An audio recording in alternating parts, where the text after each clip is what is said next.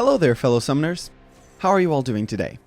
Today's video will be all about learning how to close out a League of Legends match, and what you should be doing in all your matches to boost that win rate way up high. If you've been playing League for a while, I'm sure you've won games when you feel like you and your team were not at all stronger than your enemies. In fact, I'm sure you've won games where you didn't even have a score lead the entire game. And yet, you were pleasantly surprised to be looking at that victory sign at the end of it. On the other hand, I'm sure you've lost some games where you dominated your laner as well as the mid game. You and your team were up by 28-15. The only problem that game were those 3 sneaky drakes that the enemy got and that annoying lucky Baron steal that just slipped by. Then you look back at the score and all of a sudden it's 32-30. But how? You grouped up, and yet the fights were always somewhat balanced.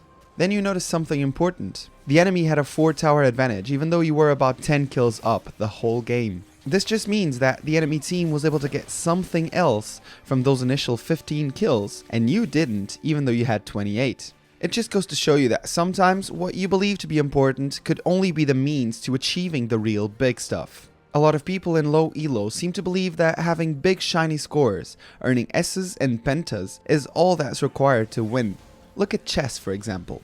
Does it mean you're winning just because you've taken more of your opponent's pieces? Certainly not. I mean, what does it matter if you've taken 6 pawns of your opponent when he's taken your knight, your tower, and your queen? League of Legends is an objectives game. You don't fight for the ace. You fight for that tower you'll get after the ace, for that Baron after the ace, or for that inhibitor after the ace. If you're playing for kills, you might be more successful if you start playing ARAM. So let's get a little bit more specific. Whatever lane you're playing in League, you should know first your priorities as the role you're playing, and after those, keep in mind that your priority is to win that game with your team, with whom you share only one big priority, and that is to take objectives. If you need help with objective prioritization, I will make a video about it in the next weeks to come, so if you're watching this video in the future, then search for it within my channel, but for now, it's not the topic of this video. It's hard to tell you step by step what you must do in order to start playing for the win, instead of the kills or score, because every game will be different, but I'll try my best to give you a basic idea of what you should be doing.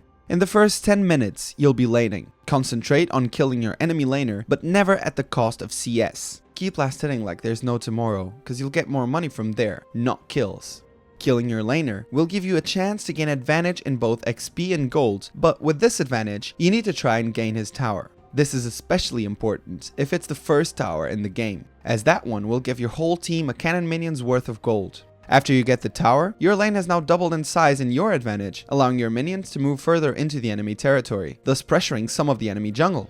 After this, you move on to help your team take a different tower.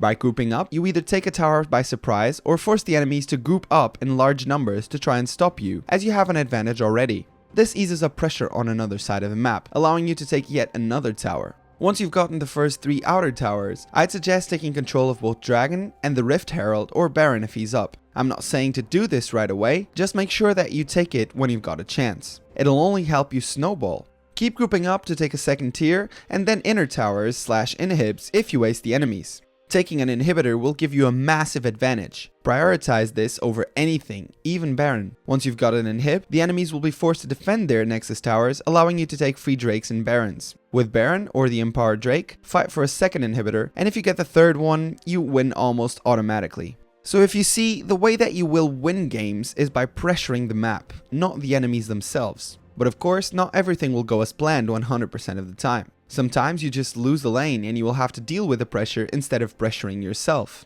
And that's the topic of next week's video. Hope you like this one. I am dying due to university pressure right now, so I'm sorry if this one wasn't as high quality as the others. Thank you anyway for watching. Sakeios out.